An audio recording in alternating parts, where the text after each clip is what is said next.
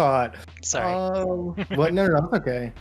You were asking like what my pre-game plan was, and Okay, I yeah. and Okay, yeah. honestly, Yeah. I told you what I had, and like I had never really Yeah. thought about like the team comp specifically. Yes. So that's the first lesson. I guess we're done with the tangents. I just love Tap, but we'll go back to the game. So yeah, the first thing that I always ask is, oh, I remember. This is hilarious. Sorry. I'm sorry. I'm gonna finish my tangent. The thing that I see with Iron players, because especially Iron, because I've been coaching a lot of Iron recently, because I started doing coaching for the League server, and I've never really done that before. And like honestly, a lot of the League server people are usually like Iron or like Plat. I'm usually, by the way, I'm used to like coaching like Plat, Emerald players, like around there. So like I have gotten new to Iron players, but what I've been noticing is that what Iron players lack, like the difference between Iron and like Gold specifically, let's just say when I say Gold, like I see Iron through Bronze the same, I see like Silver, Gold the same, Plat is by itself, and then like Emerald's kind of by itself, but like there's not big differences between them.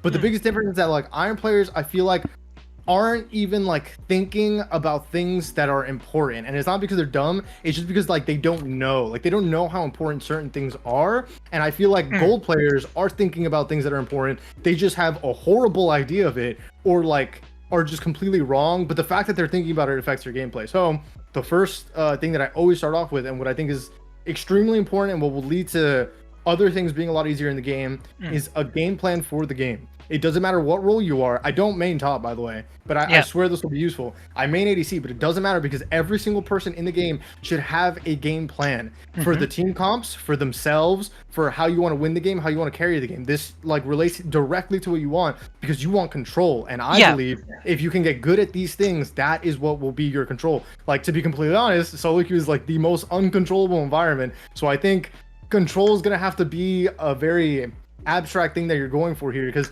what I'm going to help you do is control your own gameplay, control what you can think of and how you feel. But obviously the game itself, you're probably not going to have control. Like, no one has control over it. Like, even challenger players to like complain about that. So yeah, the first step is team compositions. I think team compositions are important because even if you have a plan to win the game, this plan can either change, it could get worse, or it could get better, and it's all going to be dependent on how the teams interact with each other. And so to get hyper specific, everyone will have a matchup against everyone else, and this should give you a rough idea of how the game is going to go. So top is going to have a matchup with top, jungle with jungle, mid with, and to get more specific, to make this more clear, is that there's early game, there's mid game, and there's late game. And you could probably see the line of thinking that I'm getting to, which is that one team will have advantages, one team will have disadvantages. Being able to observe what they are and what is most likely to happen, and being able to check up on people during the game, because another big part of this is that the game changes every single game. You don't know what's actually going to happen, you just know what's quote unquote supposed to happen. I'm starting to get like really hypothetical, so I'll try to like bring it back. We're getting a little abstract here. Do you have any comments or questions like about anything that I said before I keep going? Usually when I have a game plan, it usually I'm usually focusing on like, how do I put, okay, this is gonna be complex because I'm like explaining to you my entire thought process about League. Yeah, and that's fine. Usually I'll think about like what I'm laning against, and that's I'm mostly thinking about laning phase and like the laning phase plan, right? And I usually have like three sort of game plans. One is like if I'm up against Volibear, the champion that is usually supposed to bully me early, where I'm supposed to like wait, like farm from a distance, try not to engage with them, and then like if it's against a champ I know I win against early, I'll usually like farm closer to them, try to land fully stacked Qs on them, try to like be aggressive, zone them up from the wave. Okay. So and this is good. So this is, yeah. And then the third one is like if it's kind of even between you guys. The third one is against like a range champ specifically. Okay. So I watched like a short from Aloise. Like the idea is you're supposed to take Doran Shield second win and just like try to farm as much as possible. But like you're gonna see that it doesn't go well. That plan doesn't tend to work. the other special condition of the range matchup, which is arguably the most important, is also that they win really hard early, but at some point you will well, not even most likely, you will be able to one-shot them. And the most important thing for you to know, especially this low elo, is when that time is, and to just step on their throat as soon as that time comes, and that will snowball you the lane, because no one will know how to play against it. Like, pro players obviously never even give you that opportunity, so what they'll do is they'll win really hard early and then abuse you with items, or just stay really well spaced and take advantage of wave management. But in this elo, I know it will not happen. Up until like Diamond even, it probably won't happen perfect, because it's very, very hard to do.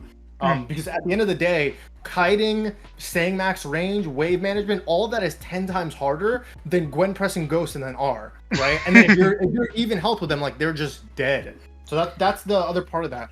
That's generally what I do, and like, but the problem I tend to notice is that, like, if they survive that, which they can, if they like, they tend to like flash one of my ults or something.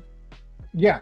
So yeah, that's possible, but that should be the goal. Like, the goal should be to get their flash, because once you are in the advantageous state, you can take advantage of that and just put them, well, yeah, pretty much put them in the exact same scenario again where they don't have flash, and then you're pretty much betting on them to miss position, which, like I said, in Iron, it will happen. So that's what I'm probably gonna help you with today. If that really is the problem, that they just flash your ult once and then you kind of don't know what to do. Yeah. I'll help you with that. I just want to finish my earlier thought, which is that what you said is great. It's lane matchup, pretty much like what you described. But also, like, when we talk about controlling the game, I think it does matter to control your lane, but I think also, at, like, you know, after the lane, you're gonna have to win the game, right? And I do think that lane is only a very small part of the game. So what I'm gonna try to help you with is control over the entire game as well. And that's why that's probably my biggest, like, thing as a League player. I genuinely do not know what to do post laning phase. Yeah, and so this is, like, a lot of what I'm going to talk about today is going to be directly towards that, because I'm a big advocate for lane as well, but I do think the lower you are, the less it matters, because, like, okay, so here's the thing about lane, is that, like, lane is choreographed. Like, you should have almost everything well thought out, and, like, down to the point where you don't even have to think about it, and you can just stare at your minimap. But that's very complicated, that's very time consuming, blah blah blah blah blah. That's why, and at the end of the day, lane does not matter that much. Like, it matters, but you, in this elo especially, up until, like, I want to say, like, high emerald, low diamond at least, lane will not dictate the game. That's why people always say, if you're low elo and you lose lane, it's like, it doesn't matter. Like, people will, and the reason why is because people will make mistakes, and it's up to you to capitalize, and blah blah blah blah blah. And I will show you the mistakes that they're going to be making in this game, and things that you could be doing a little differently to change really big things. But so yeah, that's why I'm not going to hyper focus on lane. I will talk about some things, but I don't, it's not a gigantic thing for me to scrutinize. And that's why I want to just loop back around to the team thing one more time. I'm going to try to be very general. If you want more specifics, let me know. Not for now. Yeah. I'm gonna treat this first coaching session as like a dab on the paintbrush. Yes. That's perfect. So, like, don't overwhelm me too much. What I'll do is I will just give you my thoughts on these team comps really quickly, just so you can get my perspective of how I think of things. And like I said, if there's anything that I ever say at any point that you want more specifics on, let me know, but I will just try to keep it really general. So what I want you to do from here on out is, when you are in champion select, think about how the matchups are going to go. If you don't know the champions, obviously try to look them up. But at first glance, you have Aphelios, Morgana, Warwick, Kiana, Gwen. Actually, all 5 of these champions are all-in champions. They want to all-in, so what you have here is team fight. If you have an all-in champion, it's most likely that they are team fighters. So so pause here. So your identity for your team comp, I would just boil it down to, you guys are team fighters. Can we pause here? Yeah, sure. So how would I know that? Like, how would I... You'd have to know their kits. So Aphelios Aphelios, the whole champion. He's weak early, he scales really hard, and he's very adjacent to, like, Jinx, to, like, these hyper carry-esque champions that have large effect ults in team fights and really don't want to play the game until 3 items. So that's hyper specific, but all you need to know about Aphelios is that weak early, strong late. So probably scaling champ. I know Morgana because she's like my secondary.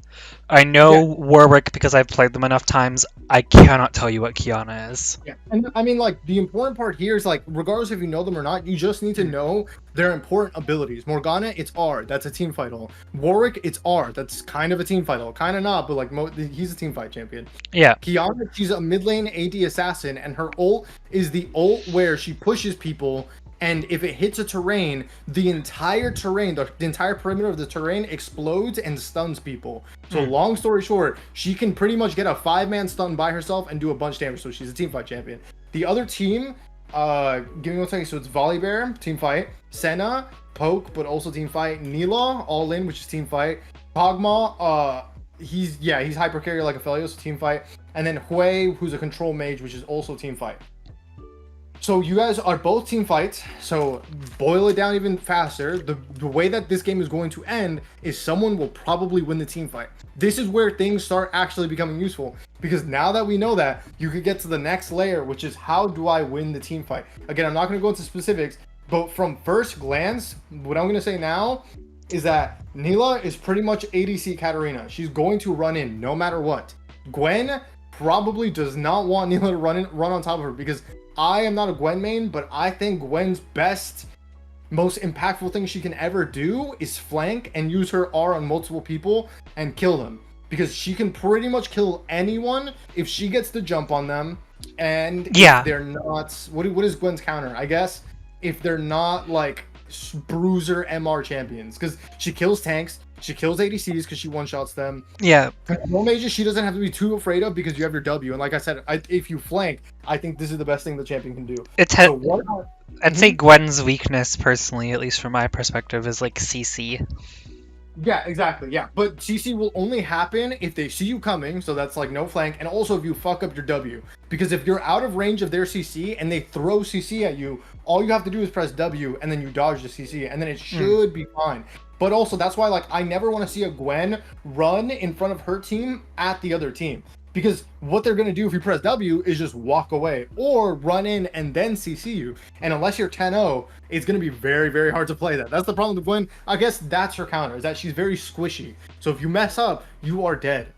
Which is why I think squishy champions that do a lot of damage want to flank. You kind of play like an assassin. That's the assassin's playstyle. I mean, yeah, because they nerfed Bruiser Gwen to Oblivion. Yeah, but honestly, as they say, that champion is disgusting.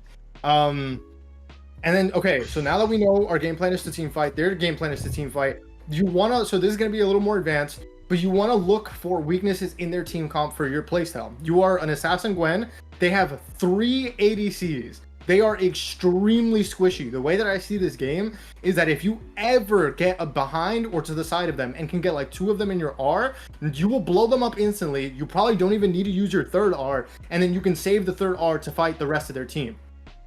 Because like I said, you should not have any problem into any of them except maybe Nila, depending on how strong she is, because she's a bruiser ADC pretty much. So she's designed to stay alive. And then Volibear. But like, again, if it's you versus Volibear 1v1, you should win it. Yeah. But the reason why I say that you don't want to run into him in a team fight is because if he CCs you for long enough, they can turn around, they can kill. Like, it's just going to take too long to kill him. And at the end of the day, if you can take like 2 or 3 people down, the team fight should be won, right? Like 1-for-1 is the absolute worst scenario. And I think as Gwen, you should be looking for more because you are a hyperscaler. So when you scale to your strength, to your strong point in the game, which I hope you should know, and if you don't, we will find out together. Generally, I do, at least to some extent. But though, to be fair, I think you described more thought in a team fight than I have ever thought about team fights. Exactly. And then this is how you get control. Like, flanking? Just pressed R. They're dead. Yeah, exactly. And they CC me, and then that's bullshit. Exactly. Yeah. And how much more confident and control would you feel going into this game now with that whole game plan where it's like, okay, I want to get out of lane with my items, I want to hit my spike, and then I want to flank, kill 2 or 3 of them, and then whatever happens, happens. Like, that's honestly, so much easier than going in there blind, right? Yeah, like, honestly, even, like, if I can get to a point where I can do that myself, that sounds amazing. And that's why, like, we could literally end it here, and you could probably see insane progress if you work on this every single day. If I'm going to be honest with you, I don't think I can, because I don't have the champion knowledge to be able to say, oh, that champion wants that champion wants that. And that's why like the only way around that is to really like just start studying. Like you could either look at the champion list, or what I would do is I would either, so you could just play norms and just pay attention every champion select. Like it's kind of annoying, it's kind of tedious, but that's what it takes to get better at this game. Like think about what they are going to do, and if they end up doing something else during the game, remember that and like write that down in your mind that like I thought this champion did this, but in reality they do that. And think about it in very general terms, not like this is a bullshit ability, more like what was their goal the whole game? Oh, it was to farm a team fight. Oh, it was to side lane. Oh, it was to get a flank. Oh, it was to keep control because they're a control mage or whatever. So that's why I say that like this is something you're gonna have to practice. You definitely won't get it by tomorrow, but if you practice over and over and over and over again, you will get better and it will get easier. And also, it's not like every champion in the game is meta. Like we do kind of see a lot of this similar champs every game. Like Senna, I know you see that game every champ. Volibear, it's not the most uncommon champ. Hui, extremely common champ. Kog'Maw, flavor of the month right now because of the meta. Neela's the only one that's like kind of weird. And then on your comp, Warwick, we've seen a million times. Morgana, we've seen a million times. Aphelios, if we haven't, like it's kind of a new champ, so it's fine. But you know, looking it up takes 2 seconds. Kiana, uncommon champ. So most of the time, you should be able to have a good grasp of what most people want to do. And also, you could just ask people too. Like if you're in chat, just be like, hey, what does your champion want to do, or what is your champion best at, or whatever. And people will be honest, you know, like people love to talk. Okay. So that's the solution to that. This is our game plan. What was I gonna go from here? Actually, I just realized I control the video. Haha, I'm not you. Sorry, I want to say one more thing. Go for it. We have time, anyways. Do you think, like, in a norm, just loading into a game, like, for a couple games, trying to, pause it, trying to play, like, that champion for a couple games so I can understand who that, like, what that champion is, would be, like... But that sounds like it's going to take so much more time than looking it up on Wiki or just asking someone. Like, if you have... My brain... a message, because it's like, then you're gonna have to do that for, like, almost 200 champions. Well, like, no, because there are, like, a good amount of champions that I have just, like, picked up just from, like, playing them already, or, like, champions I've picked up right from, like, playing against. Okay, then yeah, like you could go for it, but also I would just say I would rather watch a video of someone who's good at that champion do what they're doing versus you trying to pick it up and learn in a second. Because like for an instance, Aphelios is like regarded as one of the hardest ADCs to play in the game, and it's because to play Aphelios at his best, you need to learn such like nuanced little tech that's so annoying to know. So that, like it's such a waste of time to even like try. You could. Here's the issue with that. Looking up abilities and just like reading them, I'm never going to be able to memorize it like that, and also that's boring. And then B, there is nothing more insufferable than League YouTubers. I mean, agreed, but like I said, like you will not, in 5 games, you will not play to the level that like one trick iron Aphelios players are going to play at. That's why it's like, and also like if like another way of saying this is like Aphelios, I'll tell you right now, I'll just give you like a cheat sheet. He has 2 very what's the word, generally accepted as 2 best guns in the game. If you don't know those 2 best guns and you don't know the combo with them, you're just not going to be playing Aphelios as good as he is. And like I don't think that's something you get in 5 games of playing. Like I think that's literally only something you get by going online to figure it out. Like like looking at the Aphelios mains. So that's what I mean, that like you will miss out on tech. And if you miss out on like tech that like ends up being important in the game, it's kind of like waste of time. But like at the end of the day, like if that's what you want to do, like go for it. Like don't let me stop you. I'm just saying like it definitely is easier if you just look up the YouTubers, the League YouTubers, and remember like it's not really for entertainment. Like it's to like get something out of it. I understand. Because yeah, League YouTubers are insufferable. But like at the end of the day, like people who play all the time, like the same thing, like do have so much knowledge that you could just steal from, like in literally 5 minutes of just watching them play versus trying to do it in any other way. Wow, my key just got stuck. Holy shit. Yeah, I will say that that's probably like what I want. For a little bit. I'd have to get myself to the point where I'm able to make that kind of analysis at a beginning. At the very least, I can start thinking about other lanes in Champ Select with the champions yeah. right now. And just like even just the idea that like you're gonna watch champions in game that you're not familiar with, I'm sure will do like insane wonders. Because I'm sure before you're like, I don't know what Kiana does, not gonna pay attention. But now if you play this game and you remember the team fights and you watch what the Kiana is doing, it's going to become extremely obvious extremely quickly that all she does is dash in, push them against the wall, boom, they all die. And then you're like, oh, I understand what the champion does now.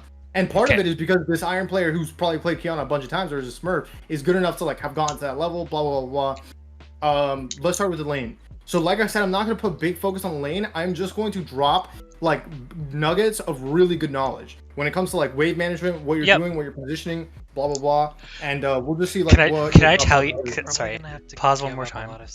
Can I tell you what my least favorite thing as like from league coaches is? Yeah. Oh, you need to have better wave management. Oh, okay. How do I do that? Just CS better. Just do it better. Yeah. Like I said, like most league coaches, like that post or whatever, are just like high-low people that like have no idea how to regurgitate the information that they already learned. Like I'm good at explaining wave management and all that stuff. I'm gonna tell you right now, it's way too complicated of a subject to try to tackle in one video. Yep. But I will give you the like cheat sheet. I will give you like the most important ones. So, for instance, give me a second. I'd say, granted, I don't think this is the video. I don't think this is a replay to watch for wave management because you'll see. Yeah, but, I mean, it's fine, but just remember that, like, at the end of the day, there shouldn't be a VOD. Like, the goal is that every single game, for every single wave, you should have a plan. That is the gold standard. That is what Diamond players are doing. Like, that is the difference between Diamond and Iron, is that every wave, either they know what they're doing, or they have the ability to know what they're doing. Okay. Obviously, don't strive for that, but just, like, same thing with the Champions thing. As of right now, try as much as you can while you know your mind is able when you are in game to think about what the wave is doing, what you're doing to the wave, and what is happening because of what you're doing to the wave, and also what they are doing to the wave. Just start really like thinking and like asking yourself why things are happening. You don't have to learn it in a day. You could. There's a lot of educational YouTube videos. This is the one thing where like League YouTube is perfect for wave management because it's very hard to describe without like using pictures and like drawing, and like they do it like really well. So like there's a lot of content online already done. Yeah, I've watched a couple videos and I've picked up a couple things. Yeah, so then I'll just start asking where your general head is at with wave management with this. What is the idea for melee versus range in terms of wave management top lane? I'm likely going to be letting them push into me and trying to let like grab farm where I can. What I want more specific than that. I'll give you the answer if you don't have it. For that part specifically, where it's grab CS where I can. Well, you'll see it in a couple of seconds. It's where like you'll see me like try to like that. If I'm being honest, that's all my thought process was. Fine. So I'll give you the cheat sheet answer right now. You are allowed to get melee minions. It is illegal to go for range minions. Can you probably guess as to why that is? I can't. Okay, so here you'll see it right now with the wave. When it crashes, this is the state that we're in. Mm-hmm. Why? Try again. Why would I say that range minions are illegal but melee minions are okay? So, if I go off of what I think the answer is, without like the knowledge of like, without like the complexity of what's going to happen and like how the range matchup happens, the idea is that if I tried to go for the casters, they'd like immediately like it's closer to them, so they'd kill me. Yes, exactly. So like more hyper specifically, we could burn it down to one sentence. If you have to make a longer trip to the range minions, giving them more auto attacks than you would to the melee minions. Because look at where the Kog'Maw is standing. I know you don't play range champions, so you're just gonna have to imagine here with me. Range champions, the only reason why they're range is that they can hit from a distance away from their self. It is about 500 units depending on the ADC. I think Kog'Maw actually has a bit higher, so it's like 525, 550. You don't have to know the exact numbers. I've played Kayle before. Yeah, these will matter at some point. And at the end of the day, the reason why range is even good in this game is because as melee, if you get too close to them and you can't kill them, you have to run away. And like while you're running away, they just hit you a million times. So the reason why we go for melees even more hyper specifically is that most of the time the ADC will stay at the edge of their range. And the reason why is because the opposite is also true. If you can kill them, they're not going to walk up to your face because then they would be wasting their range advantage and then they should just be playing a melee champion at that point. So what Kog'Maw is doing, and this is also like a little cheat sheet, they will most likely stay at the edge of their range, so you know what Kog'Maw's range is.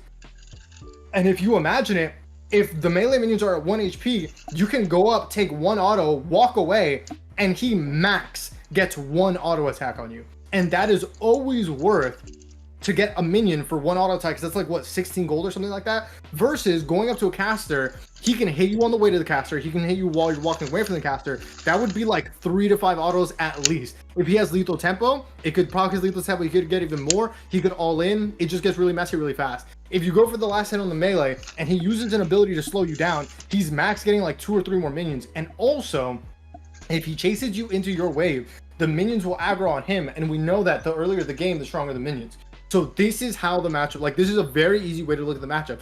Range are illegal, melee are legal, and then apply the other part of the game plan that you said, which is I'm going to farm when I can, but that's it. The way that we decide when we can is your health bar. Once you are under a certain amount of HP where you think you can get all in, you stop. I would say as a general rule of thumb, it's like half HP. Because at half HP, he could just kind of flash, run you down, or at least get your flash, and you don't want to lose your flash. And let's just say it takes him like 6 auto attacks to get you from half HP to 0. If he gets lethal tempo, blah, blah, blah, blah, it gets really quick, really fast. So yeah, so that should be the idea. And that's what we should be doing every single game that we play against a range matchup. Here's another thing. So he's doing exactly what I said. He's walking up to you. Let me think about what I'm actually going to say here.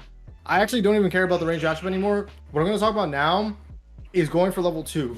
The only reason we should ever walk up to the minions and hit like you are now is if we think we can get level 2 before them. And the only reason then, the reason why you want to do that is if you get level 2 before him, you could probably all in him, blah, blah, blah, blah, blah. If you can't beat him to level 2, and the way that we decide that is, can he push the wave faster than you, or do you die trying to get level 2 before he does? And the answer is, 1, he can push it faster than you, I'm pretty sure, just because he's an ADC. And 2, he can kill you if you try to push the wave faster than he does, because if he just hits you instead of the minions, you just lose the fight, which is going to happen right now. So that's why you shouldn't even touch the minions. That's why I say, like, the way that you should be looking at this matchup is last hit melees or do nothing, because anything else you shoot will just lead to you losing health, which is what's going to happen right here. You try to hit the minions and it's probably because of autopilot or because you want to get level 2, and then he realized, hey, if I just hit her, she's not going to do anything. He's going to press W, which gives him an empowered auto attack, and if he has lethal tempo, his attack speed increases with every single auto attack up to 6 times, and then he does bonus on hit damage, so he gets free damage. It's that's why this is mistake number 1. I wanted to build up Qs and like try to like kill him. But yeah. And look what I mean about the minion aggro. He actually almost got down to the same HP you did because he took so much minion aggro. So this actually wasn't even that bad. But the idea of what you are doing is bad. And that's another thing to remember is that, like, if he's gonna walk up and just auto you like that, you could just walk away and the minions are just gonna fuck him up. So if you like started E here, like for example, like for me, by the way, I'm starting E over Q, like level 1 into range, because it just gives you mobility. And at the end of the day, mobility gets you out of their attack range. Another way of describing what I just said, which is an extremely useful vocab word, is tethering. What you want to do against the range champion is always be just outside of their range, which is called tethering. And the reason why is because if they overcommit to you, they'll take minion aggro and then they'll take more damage. And then if they don't, you are free to get CS. So you want to be outside the range, and then you could get a little cheeky with it. You could stay in for an extra auto or 2 and then just E out. Or vice versa. You could be at the edge of the range. If he overcommits, you can let him hit you a little bit, take a little damage, and then E in to just kill him instantly. Okay, so that's what's happening here. He's pushing the wave, which is fine. He's zoning you off the CS. This is pretty high level shit for an Iron player. He's definitely a smurf. What do we do if he zones you off the farm? I guess you really don't do anything and it's fine. So if he zones you off the farm, I would just be spamming assist ping, because that shows that he's probably going to be super aggressive. And that's the one problem, is that, like, if he wants to be aggressive, he can be, because he shits on you. But at the same time, everything comes with a cost. And the cost here is that he's overextended as fuck. So even if Warwick were to come and he wards this, he probably still dies if he's standing up all the way here, like at the top of this arrow in the top lane. I don't know if you can see my mouse. And yeah, he's probably gonna go ward here, but like I said, like, it doesn't matter if he's standing here. He could have all the wards in the world and he just dies. Here's another important, like, little cheat sheet thing. I don't want to go too into specifics about little things, so I don't want you to forget, but long story short, if they over push the first wave, which is getting more than 1 minion advantage, that is good. You should always think of that as good. And it's not because you're going to be under the turret and you're safe, or like you don't have to worry about losing minions. It's because when this happens, if the wave ever crashes under a turret, the other person will get a slow push back. Doesn't matter if you know what slow push means. All it means is that your wave is guaranteed to be very menacing the next time the waves meet in mid lane. And this matters to you because what this means is that you'll have so many minions that when your next wave comes and like the next wave after that, I understand that much. That means if you fight with your minions and crash his wave, you are pretty much guaranteed a crash, which then means you can be safe for like 2 minutes because you're under your turret here, so you're not going to get ganked, so you're safe, and you won't get poked. Or he'll try to poke you when you go for the CS, but this is still like a better spot to be in than in the middle of the lane where he can poke you for free. And then also, if you crash the wave for free, you are guaranteeing that he's going to be on another slow push towards you, which guarantees another opening for a gank. Because if he's ever pushing in the lane, you are opening an opportunity for a gank. Same thing with you too. But the difference with you is that you're a melee champion, so you can run. He's not a melee champion, so he dies really, really fast.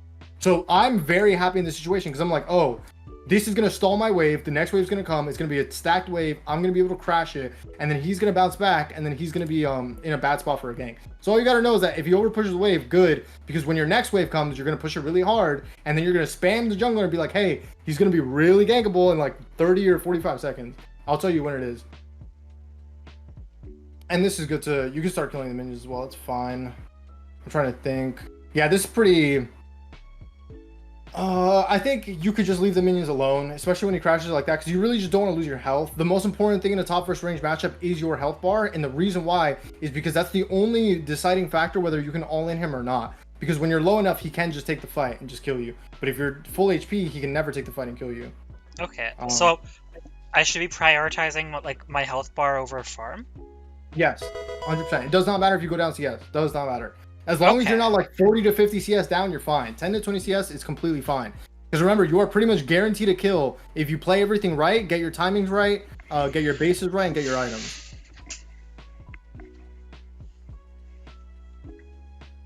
So he's still, yeah, so here, I really want to save my health because you're pretty much going to get ganked really soon. And remember what I said, now I don't even want to all in him anymore. Because he's pretty much 4 to 6 auto attacks from just one-shotting you. And that's a big problem, especially if this guy's gonna come gank you. Also, 2 points in W is so troll. You got to take 1 point in each. That was an accident. That was a misclick. So yeah. I don't know if you saw, but League's level up recommendations are really fucking weird when you take anything out of order. And I ended up taking the first point in W because I felt like it was like necessary to be able to farm under my tower. Yeah, you should definitely just turn that shit off. Like I don't have it off, but like I don't even pay attention to it. To me, it's just like, oh wow, one of them is glowing, and that's pretty much the extent. My brain sees glowing thing. You should press the glowing button. Yeah, that's what I'm saying. You should definitely turn it off. I don't know why this Warwick didn't gank, but I'll tell you right now, a big part of the reason why probably is because he saw you were like 1 HP. If you're full HP, I would like to think that he'd come gank. And also, this is the other thing too, is that you got to start advocating for yourself, especially in lower elo. Because nobody knows what they're doing, so once you know what you're doing, you have to pretty much direct everyone to do everything that you want them to do. Because that's just how it is.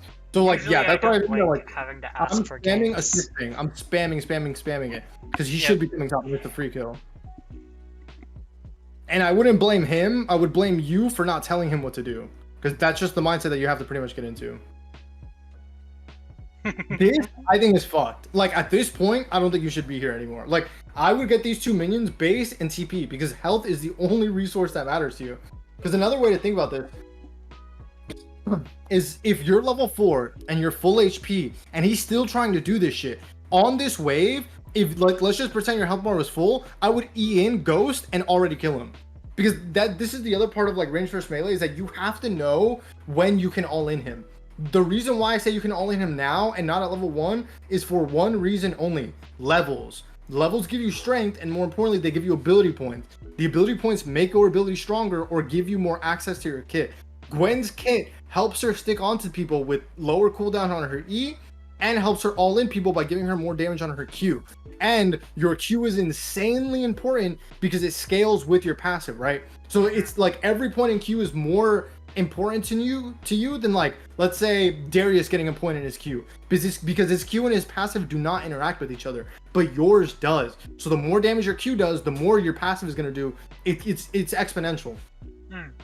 So if you're full HP here, I'm pressing Ghost. Like, I'm not even thinking about it. I'm running in a straight line. Because even if he lives and he flashes, guess what? All you have to do is be high full HP again, and if he's ever in an unsafe spot for the next 5 minutes, he's dead instantly.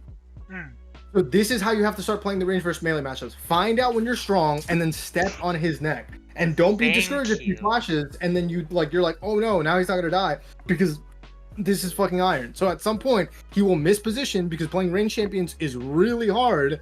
And that's when you just go for the kill. And once you kill him once, 2 things are gonna happen. 1, he's gonna tilt.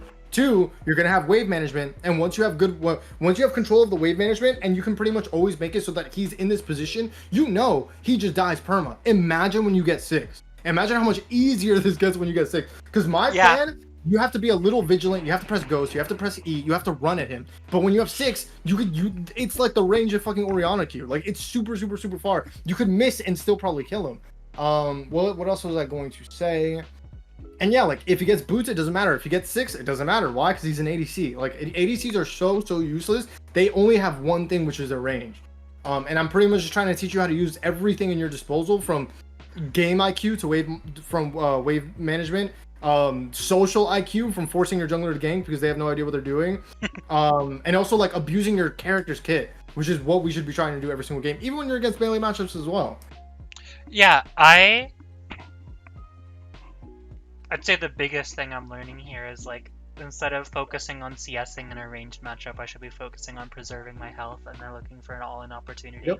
Yep, and the only reason why we preserve our health is because we need that health to all in. Because it doesn't matter if we can one-shot him. All that matters is if we can stick on him. And you're playing the champion with a dash that's like 3-second cooldown. Of course you can stick on him. And you have Ghost, which is an even like stickier summoner spell than Flash. Yeah. Which is like counters Flash as well. Because that's the other thing too.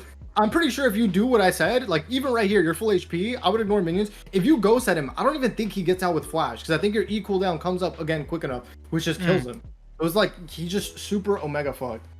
And then, so first part is preserving health. Second part is understanding when you can all in and then doing it. And then third part, which is just as important as the other two, is having good wave management so you can set that situation up over and over again for free, unless they have their jungler intervene. But I'm telling you right now, diamond player junglers are not helping waves. Like, you know what I mean? Like, they're not going to know what to fucking do. They're going to be like, oh, you're feeding, peace. Like, I'm out. And that's why it's like such a good thing to play in Iron when you become a smart. Like, look at how scared he is of you, bro. You're half HP and he's scared of you. If I was just Kog'Maw, you'd be dead 3 times over, because I just would stand there auto attacking you like over and over and over again. What was I gonna say? I want to say we're like 7 minutes in this video and you were the best coach I've ever had. Oh, I'm so glad. That's so sweet. I really appreciate it. Teaching is a passion of mine. League of Legends is a passion of mine. And the thing that I enjoy the most out of anything in this world is, well, okay, maybe not the whole world, but is a passionate League player. Especially passionate League players that are not bad at the game, but low elo. Because it really is, you just need to know what to do. You are very capable of doing whatever you set your heart out to do. I believe that the only people who are even trying to get good at League in the first place are probably intelligent people. Like, what I'm telling you isn't rocket science. It's just information that you didn't have, and it's going to be so rewarding when you apply it and you climb and you start shitting on people. And that makes me feel amazing, because I'm pretty much facilitating that. And that's why I love doing this in the first place. Indeed.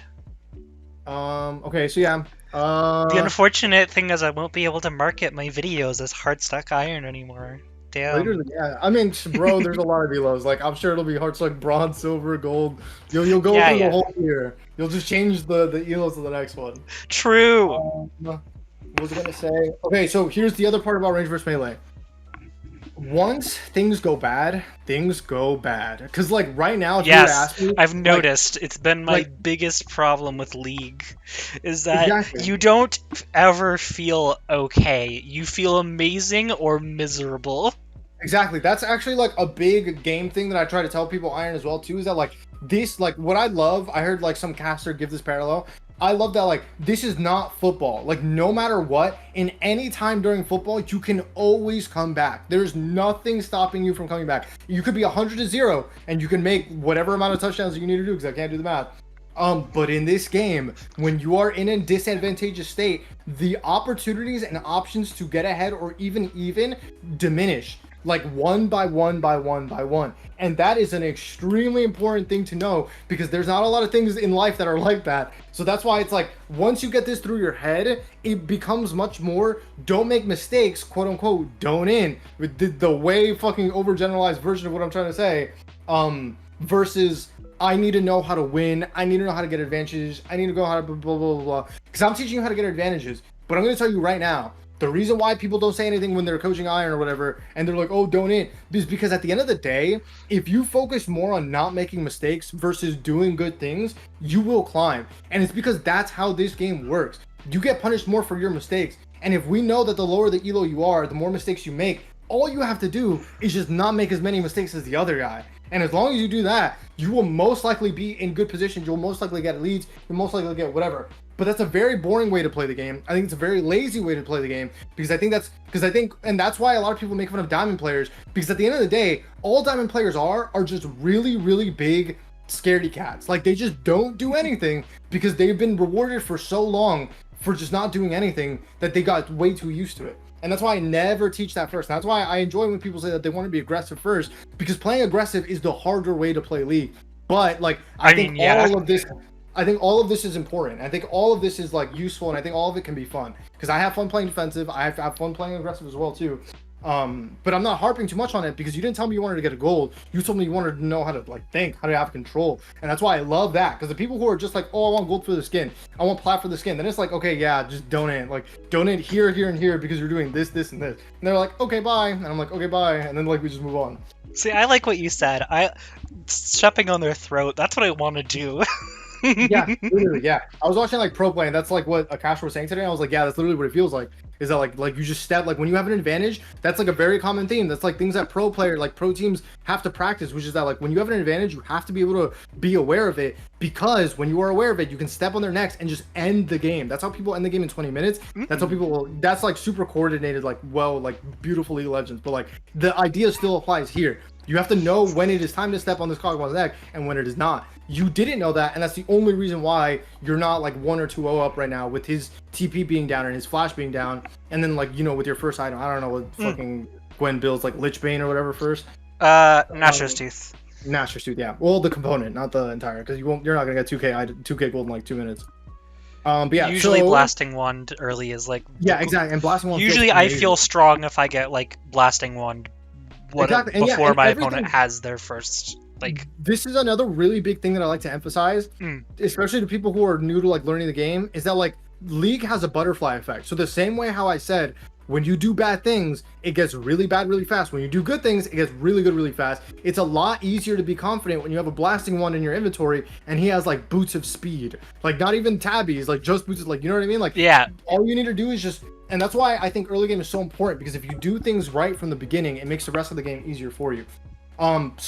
But I think it's also important to know what to do when you're behind and when you fuck up, because at the end of the day, we're not perfect players and fucking up happens, and this is completely okay, because this is still salvageable, because all you need to do here is kill the wave, base, and TP. Why? Because we have no HP, and at the end of the day, we are only here to do one thing when it is a ranged matchup: get items and get HP and get abilities, and then fight and kill the second you have the ability to do so.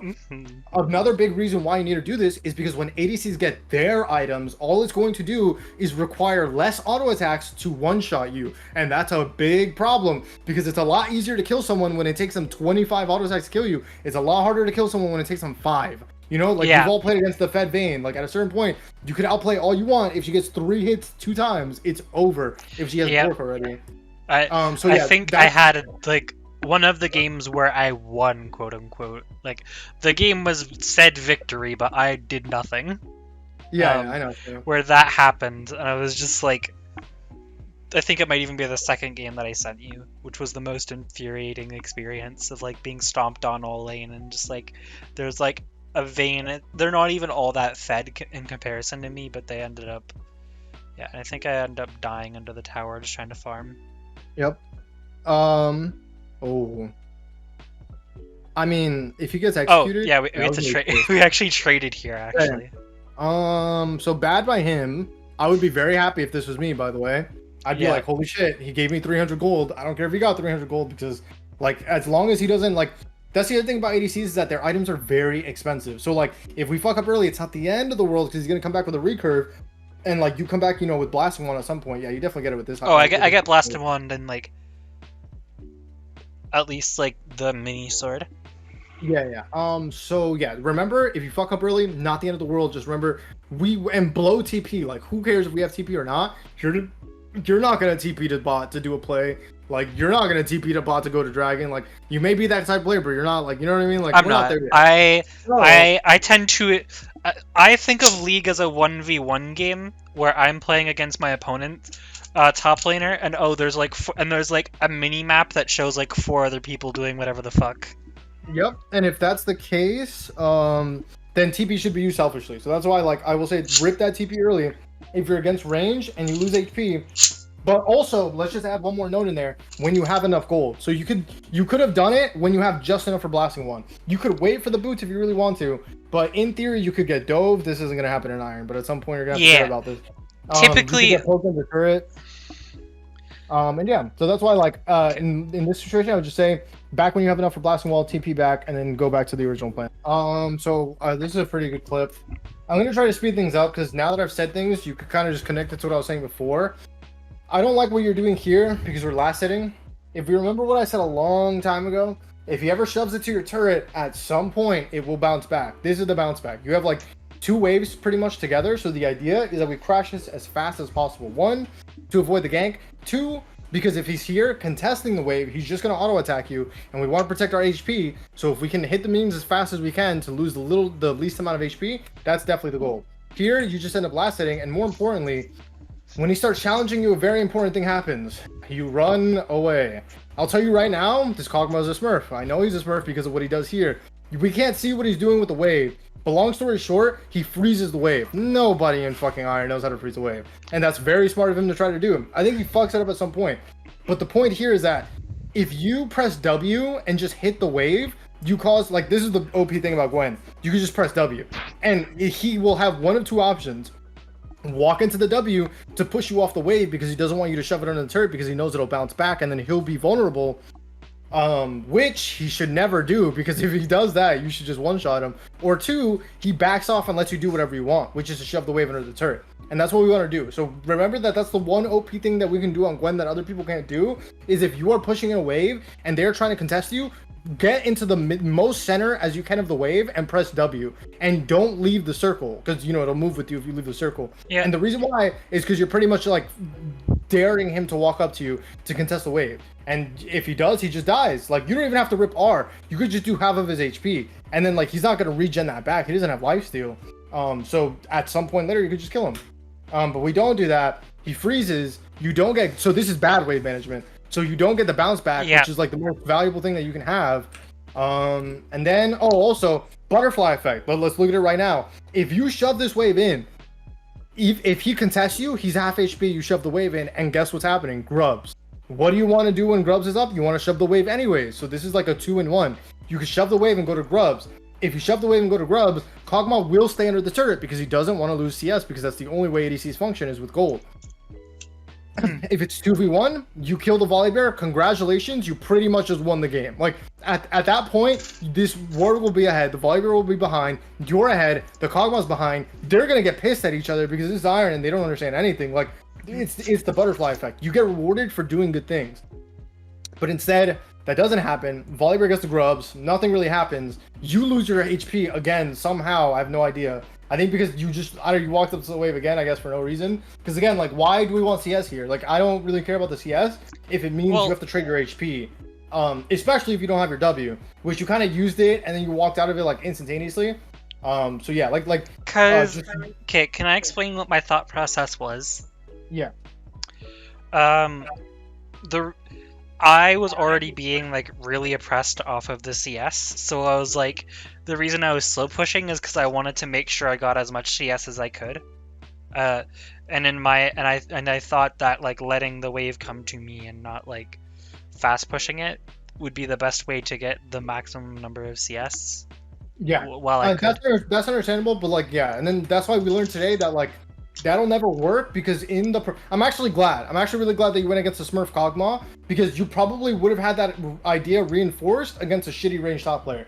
But this guy, if you ever let him slow push into you, you know what he's going to do. He's going to walk in front of the wave and auto attack you. And that's the correct thing for him to do. And that's why you don't even look at the minion. That's why it's like, haha, I hope I'm at least 20 CS behind and not 50 CS behind. Because no matter what, you're going to lose a lot of CS if you want to play this matchup correctly.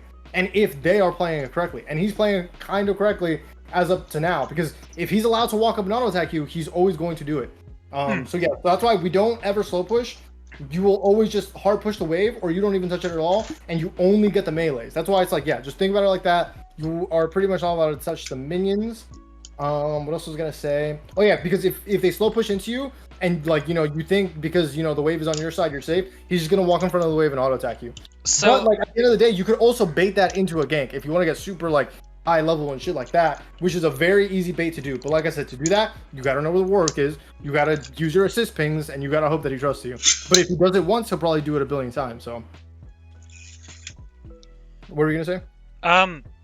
So to summarize the moral of the story here, it's when against ranged top, when you have access to the wave, shove the wave. Yes. If you think you can do it without getting to half HP, which you always should because you're Gwen, so you just press W, you always shove the wave. More specifically, if you have a stacked wave, that's the best opportunity because if he hits you, he's going to get hit by more minions than normal, and that will take more HP away from him from normal, and that'll make him not want to attack you. And also, your minions will naturally push on their own, so if you help them, it's just going to expedite the situation. So that's why it's stacked wave. The two, because if it's one wave versus one wave, he can just one-shot your wave and then it's sad. And then you push for like no reason. And then remember, if he ever crashes the wave under your turret, you are guaranteed a 2-wave crash, pretty much. Not guaranteed, but like as long as you don't get ganked, as long as you don't fuck it up, and as long as like, I don't know, he doesn't like actually outhand you, you should be fine. I'm really sorry for this, but guaranteed league joke. I was like, what do you mean? I thought you were just bringing up Garen for no reason. No, you said guaranteed, so guaranteed. Yeah. What was it? Also, by the way, like minions matter in every single match. I'm gonna tell you right now, like it's not just range match, range. I'm only getting this hyper specific because it's range, but if it was melee, everything is minions. You should be thinking about minions first, the champion second, unless you can kill them. This is good. Like, you see what I mean? Like, this is why I know he's smurfing, but he's smurfing from, like, fucking gold. Like, from, like, silver, which is nothing. Which is still absolutely garbage because everyone is the same low elo. And the reason why is because he's this overextended with no wards. Like, and he doesn't know where you are. Like, you didn't base. Like, why would you base? You're, like, full HP. Like, we don't know where the Warwick is. Like, this is so bad. I am pressing Ghost before I even get into the lane. You have to use your Ghost early, especially if you're going to run Ghost. The whole point of Ghost is to use the movement speed over the 8 seconds, not get a burst of movement speed for 2 seconds. And it resets on kills as well. So you gotta get used to pressing it early because I know you get hit by this Q. And his Q shreds armor and magic resist, like, it's just so bad. So you Ghost, you dodge the ability, you press R from max range, by the way. You gotta have, like, that much confidence. And then you just run it down. And if you miss an R, who cares? It doesn't matter.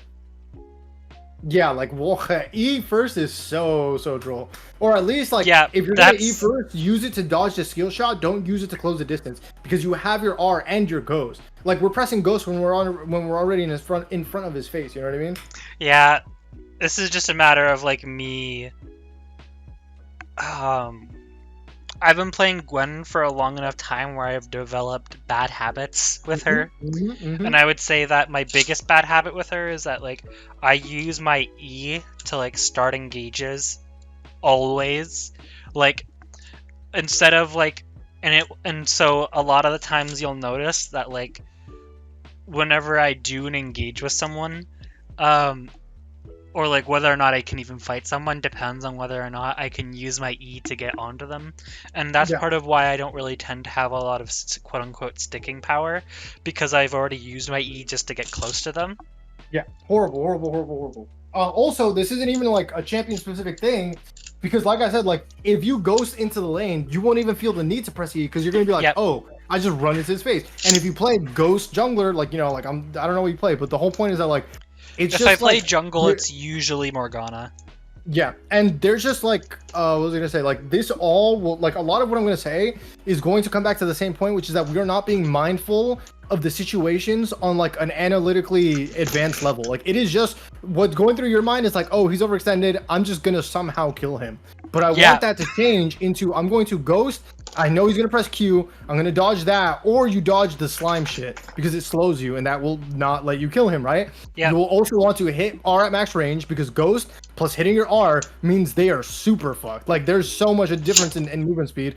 You could use your W to dodge the slime because if he panics and he slimes early, which he probably will do because he's a gold smurf, you could press W and completely negate the ability, and then it's fucked.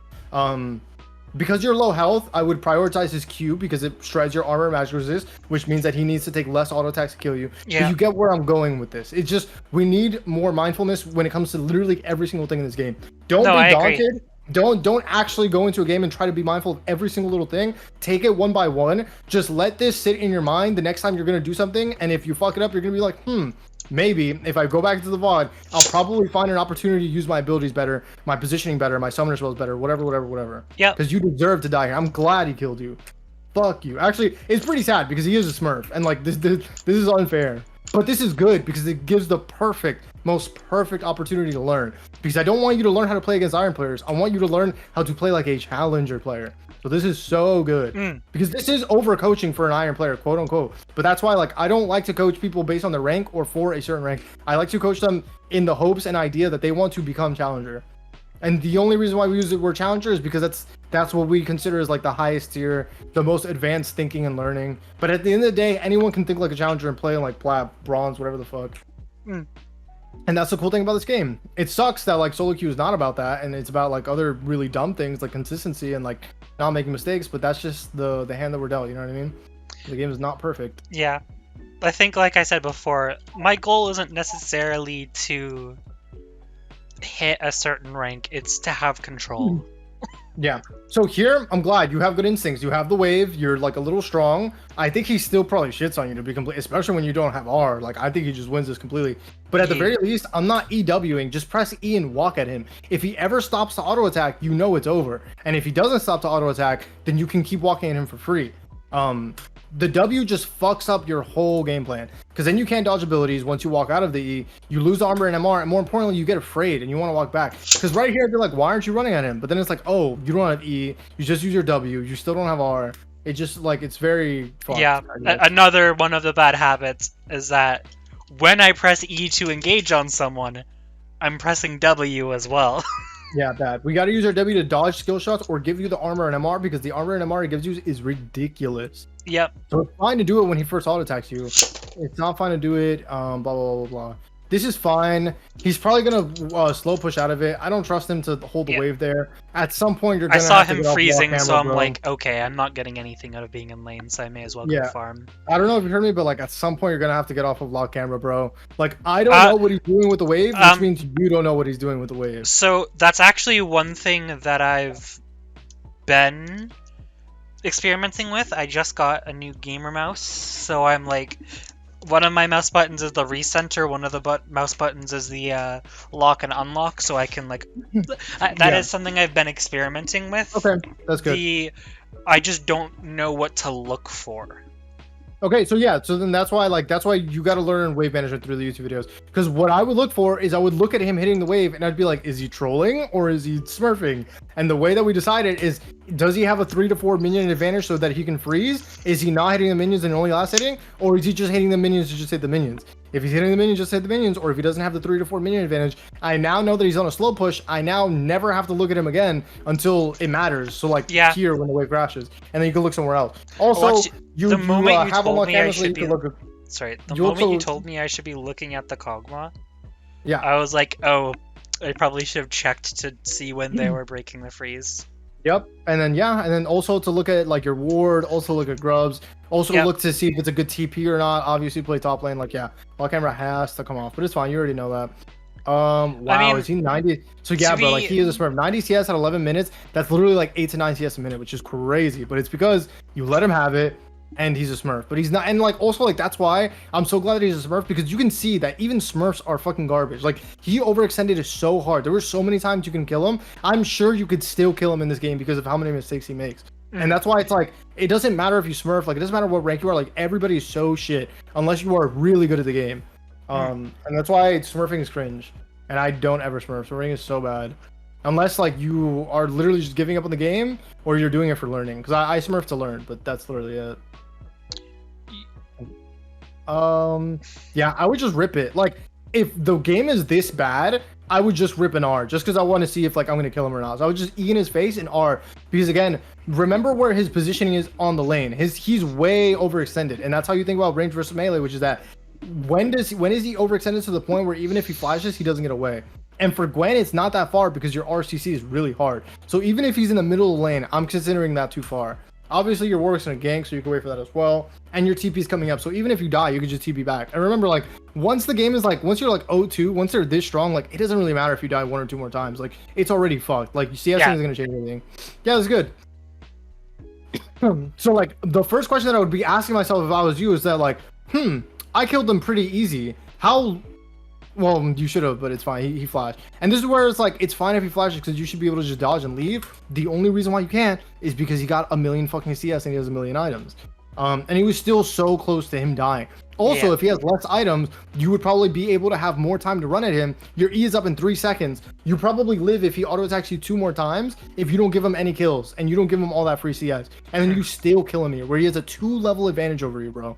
That's why it's like, you really got to figure out when you can one-shot. And I'm going to tell you right now, it's most likely when you get all 3 abilities, because your W is OP, your E is OP for different reasons, defense and chasing them down. And at the end of the day, the only reason why you can't just all in them at level 1 is because they can run away. But if they can't run away because you have E, you just shit on them and it's just over. So yeah, we just got to start thinking about like specifics on like how we want the games to go. And this is all game plan shit as well. Whereas like Kog'Maw doesn't have any escapes, he doesn't have any way to stop me. If I'm playing Gwen, I'm going to E at him the first chance that I get. I'm going to see if I win the fight, and if I do, I'm just going to run him down. And then if not, when I get 6, I'm just going to run him down because he cannot do anything. I'm going to W his slime because he's going to run away, and that's the only way he can slow me down. And yeah, that's gonna be the game plan. Let's see what we do here. Blah, blah, blah, blah, blah, blah, blah.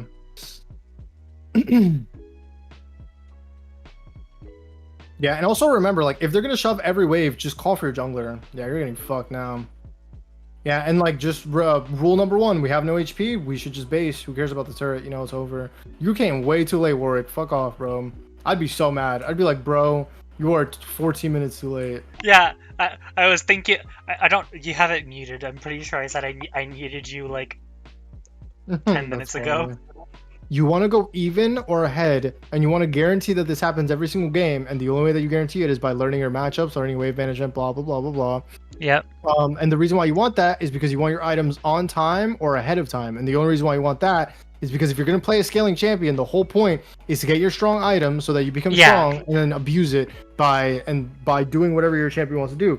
And what your champion wants to do is either side lane and kill everyone, or team fight by flanking and killing everyone.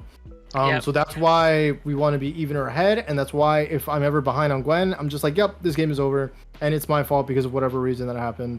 It could be because you got ganked a million times, which is, you know, still your fault if you get ganked. It could be because you didn't play the lane correctly, blah, blah, blah, blah, blah. I think it does become that simple pretty much. Definitely go for the waves before the buffs, because waves will always give you more money. Okay, one thing I actually learned somewhat recently, was that after laning phase, my goal should just be to get as much gold as possible, and it's been. I mean, that's the entire game. Like that's from minute 1. And so, the reason why I went for the buffs is because there was no it was faster than trying to get to any waves that were on that I was near. When we finished Raptor tier, if you looked at the minimap, we saw Hwei mid, we saw him push the wave, and we saw the wave coming. Aphelios looks like he's going mid, but he's doing Scuttle Crab actually, so you definitely get some mid wave. And we see it crash at the mid turret. So this is just a minimap awareness kind of thing. Where it's like, you could do red buff, but it's going to take you 80 gazillion years. So you always go for the waves first. And the way that we know what the waves are going to do is because we play on unlock camera, and we can look at what's going on, or you can look at the minimap, and you know how wave management works. So if you see them pop up, you know they're gonna shove it. If they shove it against your turret, Yeah. so on and so forth. And then you see me. But yeah, you want recalling gold. because I You wasn't. want to play for gold every second of the game, and the reason why is because you're scaling and you want your Yeah. items. That's just how all scaling champions work. And honestly, Gwen kind of plays like an ADC because that's the ADC playstyle, by the way, which is just to play for only gold pretty much for the entire game. Yep. I tend to prefer playing scalers anyways. Like the champions I main are like Gwen, Alawi, Kayle, Yep. Morgana, Yuumi. Yep, this is all fine. The only time it's okay to not go for a wave is if you don't know where they are because they can gank you. So like this is an okay time to get the camp. I would definitely not argue with your jungler. I would not take the camps this excessively because at a certain point you will just kill your jungler, and at a certain point you do kind of have to care about what your teammates think because if they just stop playing the game, it's your fault. You know what I mean? So like the rule of thumb when taking junglers camps is if they are going to that side of the jungle, do not take the camp. Because one, that's fucked up, and two, they're going there for a reason. So like if he clears bottom and you're already at top and he's like walking into the top camps, then you're just fucking his clear. So if he's like just walking to the bottom side jungle, then take his top side camps because they probably will respawn around the time that he gets there. And yeah, that's pretty much the only rule. And also like yeah, I really think it's an important thing to not tell your teammates because people are crybabies and they'll literally stop playing, and you do need like. Oh, okay, can I tell you a really funny time? Yeah. So I was playing Yuumi in the PBE, and so one time I was going to lane, like returning to lane, the jungler's right next to me, and I thought it would be really nice if I queued the jungle camp that they were on with Yuumi. Just to help them out, It turns out that they missed their smite or something like that, and my Q ended up taking their jungle camp. That's pretty funny. So No, you want to know what's funnier? What? They immediately left the game. I'm dead. I'm not surprised. They immediately left the game. Also, the other thing is that everybody's just smurfing this game. Like, what is Kiana saying? Also, like, if you can only get to Emerald on one fucking account, it's not your MMR, bro. You're just shit at the game, and you probably like just cheated your way up there through some stupid ass strat. Honestly, I didn't even notice. Like, I can't. Yeah. Like, I didn't even notice that they were Smurfs. I've just been Honestly, I didn't even think about Smurfs. I've just been thinking I'm just really shit at the game, because because I'm getting dunked on by like other people who are supposedly Iron. I didn't even think about Iron is the elo that everybody wants to Smurf from. Yeah, I'll tell you right now, it's not even that's the elo that everyone wants to Smurf on. Like, it's just that, like, this game is dying. Like, or maybe it's dying, maybe it's not. Like, there's new players, sure, whatever. But, like, Iron, Bronze, Silver are easily the most Smurfed queues to the point where I'm expecting you to have, like, 1 to 2 Smurfs per game at least. And I think it's because the population is so low that Smurfs actually make up a portion of it. Because most people that play the game are not in Iron because they usually get Heartstock, like, Gold or something like that. And I don't think there's that many new players. The peak of League was like 2012, 2013. So that's why I think that this elo is just always filled with Smurfs. But they're all shit anyways. They're like gold. But it's still unfair because gold is still way better than like your elo. Mechanics thing. Bro, like, we can't E into the Volibear and then press R. Like, we really want to start the fight with R and just walk away and kite to do auto attacks because this is going to happen. The second R hits, and like you only hit him because we're in such a weird angle that you can't hit the other people, which you should always be hitting multiple people with Gwen R. And then the third R misses Volibear completely. You hit the other two a little bit, but this is pretty much the reason why you die. And also, like, because we're not kiting, we're just like taking so much damage to our face and blah, blah, blah, blah. Like I said, I'm not really good at the whole like thinking during the fight thing. I kind of just like walk up to them, fully stack Qs, press Q, and then they die. Yeah, so the idea behind Gwen is that you have to kite. Like, her E is the most, like, one of the most OP abilities in the game because it reduces cooldown 50% when you hit it, and also, like, it's just an insane dash, and it gives you attack on hit as well. So you almost always want to start the fights with your R, especially if you think you can one-shot them, especially if it's a tank, because that does a lot of damage to tanks. And then you want to kite while auto attacking. So it's auto, walk back. If they're going to throw something at you, it's auto E and then auto again and then walk back. Like you just want to keep doing that. And then when you get max stacks, you stay still and you press Q and then you do the exact same thing. You auto walk back, auto walk back. It's annoying, but this is the champion you chose. Like this is the whole champion. All Gwen does is she has insane kite and she has insane burst with her ultimate and her passive. So those are the things that's really what you got to master. And that's why it gets a lot easier when you flank, but she can be played front to back because of the way that like your R works as well. But other than that, I'm gonna assume that there's really not much here. Yeah, I have a question. Yeah. How are you feeling free time wise? I usually only do like one VOD review most of the time. I wasn't gonna say a VOD review. I was gonna say, would you be down to like? I need to be careful how I word this because would you be fine to watch me play a game and not give me like commentary advice during the game, but like in between deaths and like in particular I'd like to like talk with you about the game plan thing, especially? Yeah, I wouldn't mind, but definitely on a different day. Also because like a big thing is that like I know what I give is a lot of information, but like at the end of the day, yeah, I'm gonna be completely honest with you. If I watch another game, it's just gonna be this over and over and over again. And I could give you the answers, but at the end of the day, I kind of did give you the answers. So like, no, I agree. The way that I like doing this most is that we do VOD review, and then like in a week or two, when like enough progress has been made that you feel like you have a new issue or something like significant has changed, then we can do it again. Because at the end of the day, like most of the effort is really just going to be on you. No, I understand. After you know what to do. Yeah, I understand. The more thing I was thinking about was like,